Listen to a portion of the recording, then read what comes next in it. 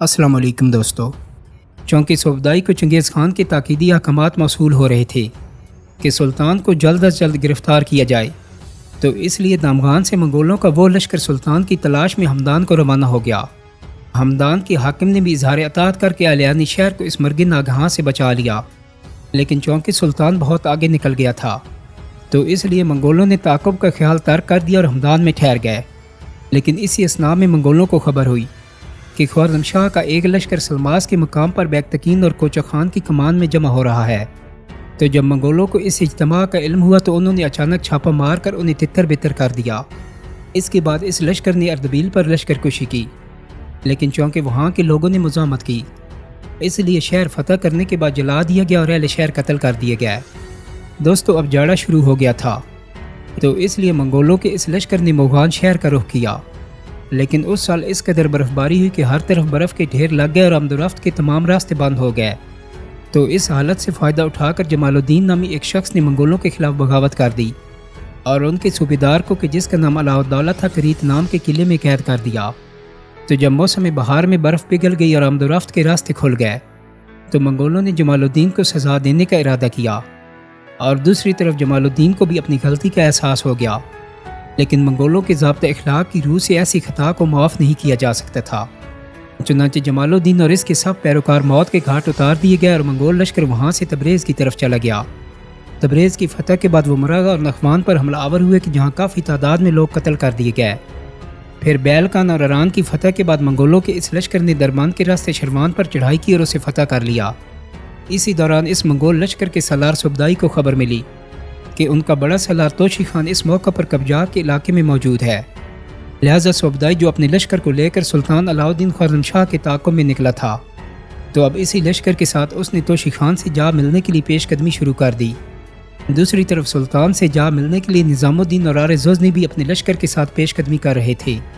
लेकिन रास्ते में उन्हें सुल्तान के मुखबरों से ये खबर मिली कि सुल्तान अपने लश्कर के साथ हमदान से आगे निकल चुका है।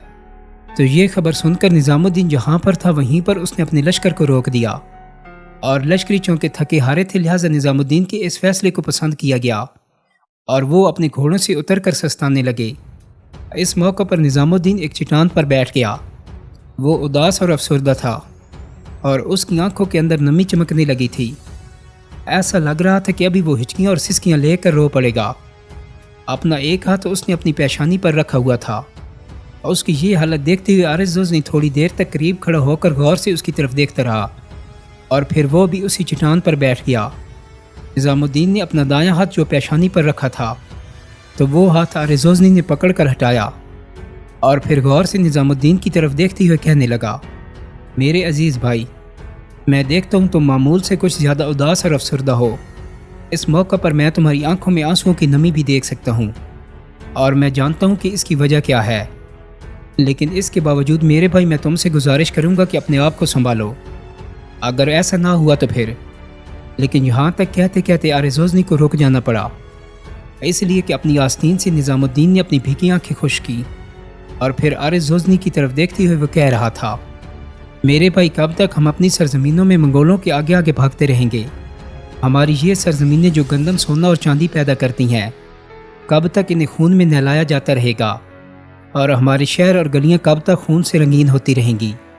ये सब कुछ सुल्तान अलाउद्दीन की खुदसरी की वजह से हो रहा है। वो मंगोलों का सामना नहीं करना चाहता, लेकिन आखिर कब तक उनके आगे भागता रहेगा? और फिर अब तो इन सरजमीनों में कई दरिंदे हमारी घात में बैठे हैं। पहले तो सिर्फ एक चंगेज़ खान था, लेकिन अब तो जगह जगह मुसलमानों को शिकस्तों और बर्बादी का सामना करना पड़ रहा है और जगह जगह उनकी ताकत और कुव्वत को कुचला जा रहा है। और अब तो चंगेज़ खान के सारे सालार भी चंगेज़ खान बनकर हमारी बस्तियों, हमारे शहरों और हमारे कस्बों के दर पे हो चुकी हैं। मैंने बुखारा में मौत के असाम में गलतां मुसलमानों को देखा है। मैंने समरकंद में चश्मों की तरह उबल पड़ने वाले अजाबों को मुसलमानों पर नाजिल होते देखा है। मैंने ये भी देखा है कि जिस तरह लकड़ी के तख्तों को दीमक चाटती है, तो इसी तरह कज़ा की खूनी दीमक हमारे मुसलमान भाइयों को चाट रही है। तुम्हारे सामने मैंने कई बार सुल्तान की मिन्नत की कि वो लश्कर की कमानदारी हमारे हवाले कर दे। लाखों का लश्कर वो जो अपने साथ लिए फिर रहा है, मैं इससे भी डरता हूँ कि कहीं वही लश्कर सुल्तान के खिलाफ बगावत ना कर दे। मैंने सुल्तान से ये भी कहा था कि आप एक जगह बैठ जाएं اور 2 لاکھ کا جو لشکر اس وقت آپ کے پاس ہے وہ ہمیں دے دیں، تو ہم نہ صرف آپ کی حفاظت کریں گے بلکہ چنگیز خان سے ٹکرائیں گے اور اس کا رخ اس کی اپنی سرزمینوں کی طرف کر دیں گے۔ لیکن ہائے حیف کہ سلطان میری کوئی بات سن کر اس پر عمل کرنا گناہ خیال کرتا ہے۔ قسم اللہ پاک کی، 2 لاکھ کا لشکر اگر سلطان ہمارے حوالے کر دیتا تو چنگیز خان تو کیا ہم اسے کہتے اتنا لشکر اور لے آؤ اور اس کے سارے بدی کے لشکروں کو ڈبو کر رکھ دیتے۔ لیکن اب بھی وقت ہے کہ اگر سلطان 2 لاکھ کا لشکر ہمیں دے دے اور خود ایک طرف ہو جائے اور ہمارے ساتھ جلال الدین کو کر دے تو ہم اپنی اسی لشکر سے منگولوں کی گردنیں کاٹ کر رکھ دیں گے۔ ابھی نظام الدین مزید کچھ کہنا چاہتا تھا کہ 2 مخبر نظام الدین اور آرے زوزنی کے سامنے آ کھڑے ہوئے۔ نظام الدین بڑے غور سے ان کی طرف دیکھنے لگا اور ابھی کچھ کہنا ہی چاہتا تھا کہ آنے والے ان دونوں مخبروں میں سے ایک نظام الدین کو مخاطب کر کے کہنے لگا، امیر ہم 2 خبریں لے کر آئے ہیں اور وہ خبریں ہمارے نقطہ نظر سے تو اچھی ہیں، لیکن ہم نہیں جانتے کہ آپ ان کو کیسا خیال کرتے ہیں۔ پہلی خبر یہ ہے کہ یہاں سے 10 میل شمال میں چنگیز خان کا ایک لشکر پڑاؤ کی ہوئی ہے اور اس کی کمانداری چنگیز خان کا بڑا سالار توشی خان کر رہا ہے اور وہ ان علاقوں میں رسد حاصل کرنے میں کوشاں ہے۔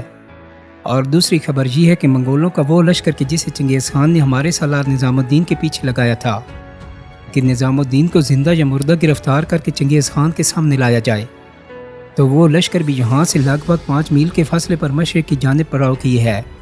یہاں تک کہنے کے بعد وہ مخبر جب خاموش ہوا تب اس کا ساتھی بولا اور کہنے لگا، امیر ان 2 کے علاوہ ایک اور خبر بھی ہے، اور وہ یہ کہ چنگیز خان کا بڑا سالار صوبدائی کہ جسے چنگیز خان نے ہمارے سلطان کے پیچھے لگا رکھا ہے، تو وہ بھی توشی خان سے ملنے کے لیے پیش قدمی کر رہا ہے، اور صوبدائی کے پاس بھی رسد کی صورت میں بہت کچھ ہے۔ یہاں تک کہنے کے بعد وہ مخبر خاموش ہو گیا۔ کچھ دیر تک نظام الدین گہری سوچوں میں ڈوبا رہا اور پھر غصیلے لہجے میں وہ آرے زوزنی کو مخاطب کر کے کہنے لگا، آرے زوزنی میرے بھائی، مخبر خبریں تو اچھی لے کر آئے ہیں، لیکن ہم منگولوں پر حملہ آور بھی ہوں تو کیا فائدہ، کیونکہ حملہ آور ہونے کے بعد بھی ہمیں ان کے سامنے سے بھاگنا پڑے گا، اس لیے کہ منگولوں کے اگر وہ تینوں لشکر یکجا ہو گئے تو ہمارے لیے مصیبتیں کھڑی کر دیں گے۔ سلطان تو اپنی جان بچانے کے لیے 2 لاکھ مسلمانوں کو اپنے ساتھ گھسیٹتا ایک جگہ سے دوسری جگہ پھیر رہا ہے، اور اس کو یہ خبر بھی نہیں کہ اس کے سالار کہاں بکھرے ہوئے ہیں۔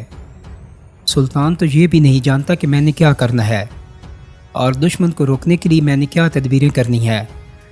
اس پر تو ان دنوں ایک ہی بھوت سوار ہے کہ کس طرح اپنی جان کو محفوظ رکھنا ہے۔ اسے تو یہ بھی احساس نہیں کہ اس کے سالار اور اس کے کماندار کہاں پر دھکے کھاتے پھر رہے ہیں۔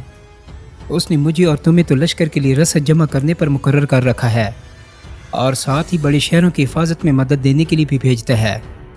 دوستو، یہاں تک کہنے کے بعد نظام الدین تھوڑی دیر کے لیے رکا اور پھر دکھ بھری آواز میں دوبارہ کہنے لگا، جس روز بخارا فتح ہوا تھا میں اس رات کو بڑا رویا تھا، جس روز سمرقند بھی جاتا رہا اس رات بھی مجھے نیند نہیں آئی تھی، اور اس رات بھی میرے آنسو نہ تھمتے تھے۔ کبھی کبھی میں یہ بھی سوچتا تھا کہ ابھی اٹھوں، سلطان سے 2 ٹوک بات کروں کہ لشکر کو ہمارے حوالے کر دے، اور اگر وہ ایسا نہیں کرتا تو پھر سلطان کی گردن کاٹ دوں اور لشکر پر قبضہ کر کے اور خم ٹھوک کر چنگیز خان کے سامنے آ جاؤں۔ لیکن بھائی، یہ ساری جذباتی خواہشیں تھیں کہ جن پر عمل تو نہیں کیا جا سکتا تھا۔ دوستو، نظام الدین جب خاموش ہوا تب آرے زوزنی اپنی جگہ سے اٹھ کھڑا ہوا اور پھر نظام الدین کا ہاتھ اپنے ہاتھ میں لیا اور کہنے لگا، میرے بھائی، جو کچھ تم نے کہا ہے یہ درست ہے، لیکن ابھی اٹھو، اپنے نئے کام کی ابتدا کریں اور توشی خان پر حملہ کر دیں۔ میرے بھائی، اگر سلطان جگہ جگہ پھر رہا ہے اور کچھ نہیں کر رہا تو چلو ہم تو منگولوں پر حملہ آور ہو کر اور ان کا قتل عام کر کے کم از کم کچھ نہ کچھ انتقام کا بوجھ ہلکا کریں کہ جو مسلمانوں کے قتل عام کی وجہ سے ہم پر فرض ہو چکا ہے۔ دوستو، نظام الدین اپنی جگہ پر اٹھ کھڑا ہوا۔